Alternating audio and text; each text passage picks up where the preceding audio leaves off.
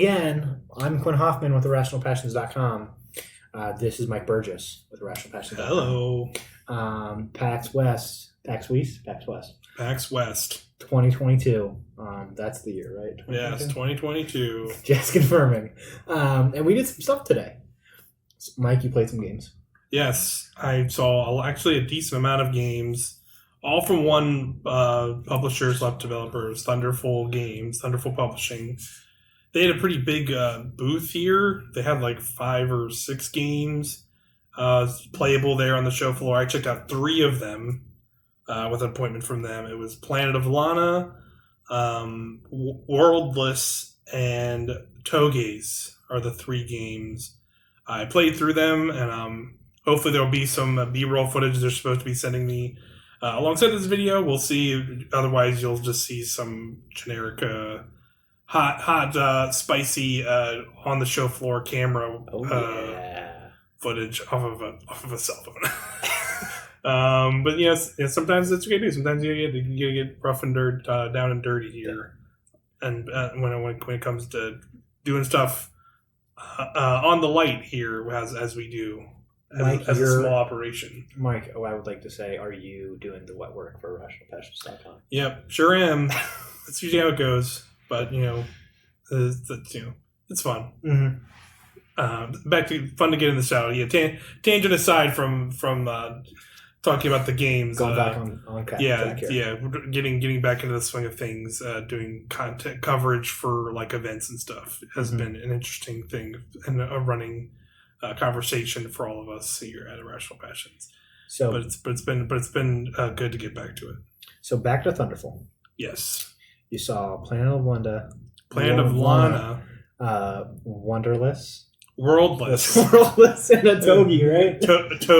Togez. Yeah, got them all. Yeah, 0 for 30. Got them all. Jesus. So yeah, batting 1,000 right now. Yeah, so the first one I played was Planet of Lana. Yeah. This was revealed at one of the Jeff Keighley gaming events. Okay. I believe it was. I think it was last year. It was either at Game Awards or Game Fest. Honestly, I don't remember exactly which one, but it was one of those. I remember seeing it there, and I was like, "Oh, that's pretty cool." So they had it playable here. It's like a 2D kind of more, very artsy and very there's not a lot of spoken words or anything like that. It's kind of all visuals. And it's very Ghibli, Studio Ghibli kind of art inspired, and it's very nice looking. I liked it a lot. It was. I will say, even though I expected obviously to be a 2D side scrolling from all the gameplay, I did not expect there to be it's the whole kind of gist of it is like you are this child character. I couldn't tell what gender it was, so it's a child character and this like little kind of black kind of cat looking creature that is following you around, and like kind of at least the segment I played was this sequence where you're kind of you're kind of commanding the creature to like either stop or move with you to like help you create platforms or not create platforms. So it's a thing of like, all right, I'm telling this creature to sit here because it'll stay on this lever, and then it makes a platform, and then I can move across as the character. But now I have to make sure there's a way for this other creature to continue and following me because I can't leave it behind. So that was interesting. I'm hoping there's a little bit more to it than that. Again, it was like, I will say with all 3 of the demos I will play, they were not like super long demos. Like they're probably only like 10, 15 minutes each. Okay. But yeah, I'm still very interested in Planet of Lana. It looks, I just like the visuals of it look really, really impressive. And there's a really cool look. It'll also be on Game Pass Day 1, which I definitely think will be nice for folks to be able to just easily jump in for who have Xbox Game Pass. So that's great. So that was the first one I checked out. Planet of Lana was pretty cool. Next up was Togez, which is another interesting game. The guy who was I was trying to give him a shout out because it was one of those things where it being us on a show floor in a PAX, it can kind of get wet and wild, and they tried to today where they kind of opened the show floor up like 15-20 minutes earlier, and clearly like no one on any kind of press or PR people that are at booths were not told, because clearly like a lot of them that were not like set up. So I got there and he was just like, I'm the only one here right now, and the show floor opened, and so I was like, oh dang, that sucks. So I felt bad for him because he was like trying to answer my questions but couldn't fully, because he was just like a sales guy. He wasn't really like any particular developer or more on the PR side per se. But he told me about Togez, which I was interested, is curious. That was definitely one that was like a super super small demo. It felt more like it was just like them showing like a concept rather than like a game in some ways. And basically the word he used for it was it's a stack former. So because the whole premise is like you're like this little Roomba looking robot, and you can create blocks, but you can't like freely create them. It's basically like you have to like chain them together. So there'll be kind of a point where you like have like your starting block, and then you'll make a block from that, and then you can continually make blocks to try and get around the levels. And then you have to like you'll hit certain points where you have to move up, and then you'll like stop. And as long as you're still with the blocks, you can start stacking up, and then that's how you kind of move around the levels, is trying to make these lines of blocks. Mike, I have a question for you. This sounds very much like the video game Snake. Have you heard of it before? Yes. Are you talking about like the dodging the snake that's like you have to weave out of your thing? That was my backpack falling in the background. Yes. I would say like sure. I guess I can see what you're trying to go for over there, but also this is like a 3D like platformer thing, so it's not 2D in any shape or form. Okay.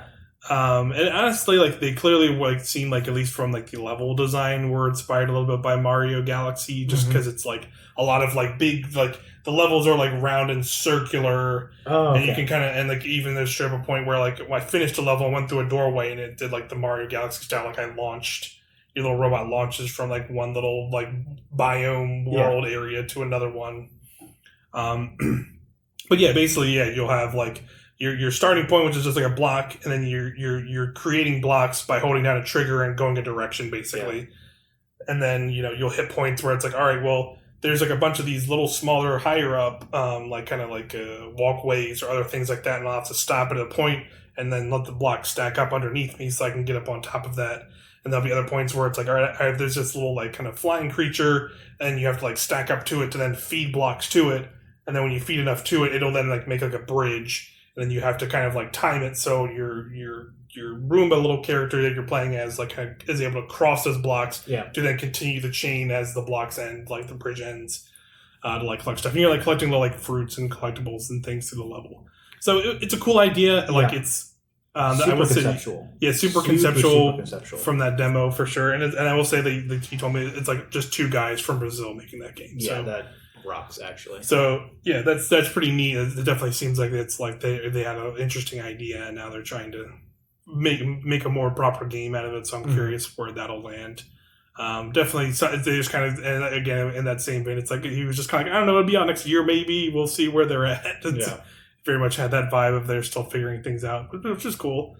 So that was neat. The last game I saw was Worldless, and this game was pretty cool. It's a very abstract looking, like kind of side scrolling game. Yeah. I tried asking if it was like either just specifically a side scroller or it was more like a Metroidvania thing. It was hard to gauge from just playing the demo because there wasn't like a map I could pull up or anything. I was finding things to like upgrade my character in a way that a Metroidvania would. So that's why I kind of thought it would be one.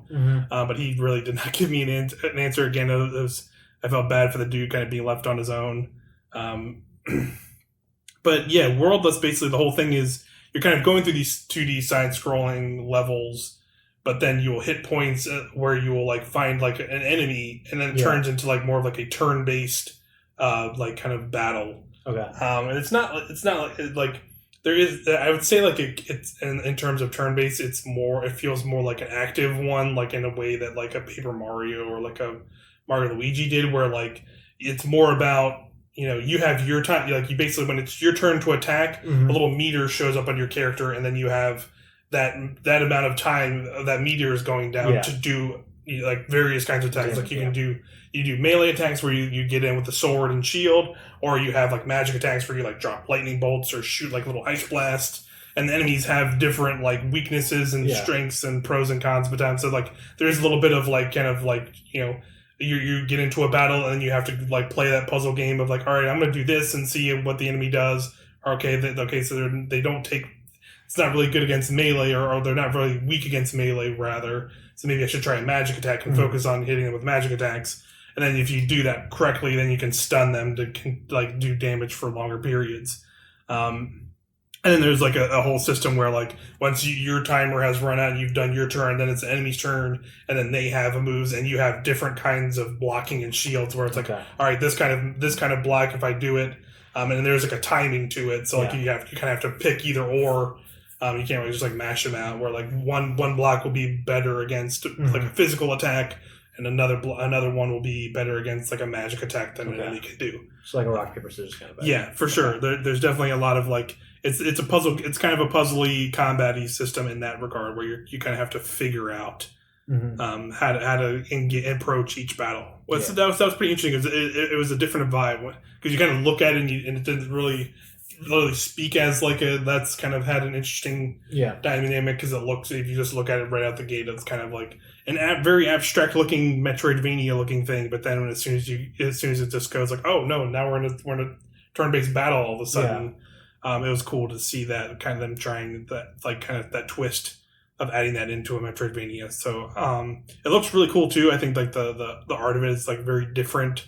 Like the character you're playing as is like an art house. I don't even know if you'll get this reference, but it's like art house Vector Man, where it's like Vector Man was like this old Sega character who was like made of green orbs. Okay, because you say art house and my mind goes art house cinema, and I'm like, but you say like, Vector Man, and I'm like, I'm at the door.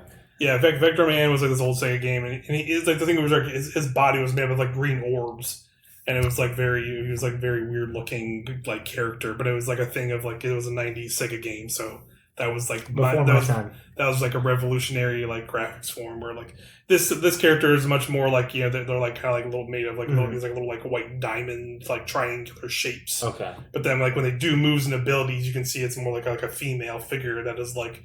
So, like I guess you're like being reformed because like as I was getting collectibles and things, like they were starting to get more pieces on them. So I was it was very abstract. Like there wasn't a lot of like storytelling there. Yeah. And like there was like a skill tree and stuff too, so you can unlock more abilities and stuff like that. So I'm curious about it. Yeah. For sure. And I think that is also I think that's later this year, and that'll be on like PlayStation and. I think I played the version I was playing. I think they're all just PC Steam versions. So I had a bunch of PC machines there. But yeah, that was probably like that pretty much where I spent a good chunk of my day for the most part is playing those Thunderful games. It's cool seeing them kind of rise up. Yeah, because I remember like one of our first PAXs, they were all those different. They were like a bunch of smaller groups that eventually just formed this big publishing branch, and it's cool to see them kind of all come together and make some neat stuff now. Yeah, it's been fun to watch them rise since like the Steam World games. Yeah, because they started as Image and Form with Steam World, and then they also were like Zoink Games. Yep. There's a couple little smaller studios now made kind of one big publishing house, and now they're putting out some interesting stuff. Yeah, it's pretty cool. I know that you were specifically like super stoked for like playing on Lana, and like when you pulled me aside on the floor and you're like, "Yo, it's kind of like." When you were like very curious about like the two character like things happening, and that was for me. It was like, oh, there might be more going on in that game than originally like we thought, and I think that's kind of cool. Is like a kind of like deception happening with just trailers can be deceptive, obviously, but how like the demo is playing something different than what you thought it would be. Yeah, for sure, and that is really cool because you can you see something. Different form, and it goes in a different direction than what you originally thought. And going back to like Togi, not a Togi, that just sounds fun. That just sounds like a jolly ass time. But no, Thunderful, like we said, is a very interesting publishing house nowadays because they've gotten so big in quotes. But no, it sounds like you had a very good day on the floor today, Mike. Yeah, it was solid. I liked all three of those games I showed were pretty cool, like indie titles. Mm-hmm. So I think if you're an indie game fan, they're definitely games to look out for. Other than that, I didn't really get around to much today. We're recording this on the Saturday, so it's the second day of PAX. Yeah, and as it being a weekend day, you definitely felt that in the creasing of crowds in there, so it was a little harder to get around to stuff. So I ended up just kind of seeing those games, and then I walked around and went like, "Oh yeah, there's a lot more people here today, huh?" And then I just kind of decided to start working on some other stuff that you'll see soon here on Rational Passions. You'll see a couple of YouTube videos that are going to be similar to this. You might have already watched one already of us talking about video games in our hotel room. Because it was easier for us to record that way. With this lovely backdrop of Seattle. Yes, there's this part of downtown Seattle right behind us. Yeah, we lucked out with our room, so I thought we'd do a little bit of that. We're not, we don't have the fanciest of cameras that we brought, because that was more on me. Yeah. Than anything.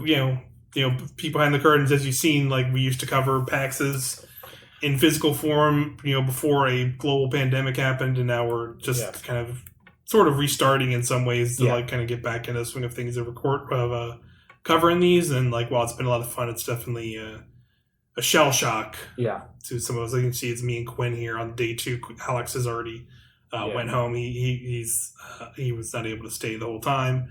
But still, it was fun. I know you kind of weren't at the show floor as much today, so I saw 2 games, but one of them I wrote a preview on. I just went back to play the demo again because it was really fun.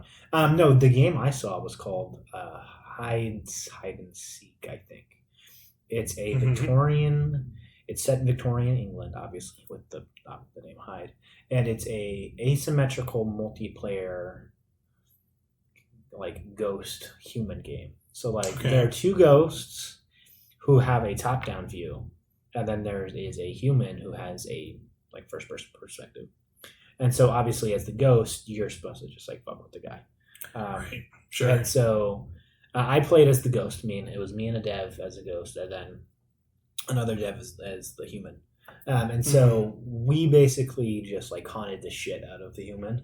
Nice. And won. But the core of the game is the rounds. The round officially starts when the ghosts place the artifact that the human is trying to find is somewhere. And so as the human tries to find the artifact, you can control candelabras and tables and fuck with the guy, or just sneak up on him, boo, and then leave. And it's really fun. And the rounds are really short, by the way. They're less than 10 minutes, so it's cool. super sweet, quick and sweet, and it's meant for just local co-op. That's their big pitch. It's just hey, sure, let's just have your friends do a LAN party. It's 3 computers. It's super easy to do. And as obviously going back to the game, as the ghost haunt the player, a fear meter builds up, and when that fills up, if depending on the room, if you move pieces of furniture into a purple circle that's glowing like a ritual, then it's basically you turn into a monster, and then you can just murk the shit out of the human, and then it's just game over. So the goal is for the human find the object. For the ghost, it's hey, fill them with fear, turn into the monster, come alive, so to speak, and then just whack them. But gotcha. No, it was just it was super fun and just super brief, and it was just yeah, it's neat. Yeah, I'd really say it sounds pretty fair for those asymmetrical multiplayer games. But hearing that it at least has a quicker kind of pace to it. Yeah. Definitely is a nice, because I know sometimes those games can be those kind of multiplayer games can be challenging to be all right, this maybe this is fun for a little bit, but then it's it's outstays its welcome, so to speak. So I think hearing that there's kind of more quicker bite-sized rounds can maybe make it so you're playing a lot more, and maybe when you're playing with a group, each person can kind of play different roles in an easier way. That's nice to hear. Yeah. No, they pitched it as a party game. Nice. Which I like, and there's only one room in the demo, and it's not, the levels aren't proc gen. They said there'll be multiple by full release, hopefully. And there's just 5 rooms, and so it's a living area, then a dining area, a library, a foyer, and some other thing, an entrance hall. Sure. And so you can just place the object wherever you want, but it's typically like in the dining room. And then you just have fun. Cool. It's fun. And also, I just did shit on Seattle today. I just walked around. Seattle's a nice city. It's worth checking out. I just went to like museums and shit because I'm a loser. But no. Yeah. But cool. Yeah. That was a little bit of day 2 over here at Router Passions, what we saw. This will probably be it for these little preview videos. Yep. There will be some other different kinds of stuff. Yeah.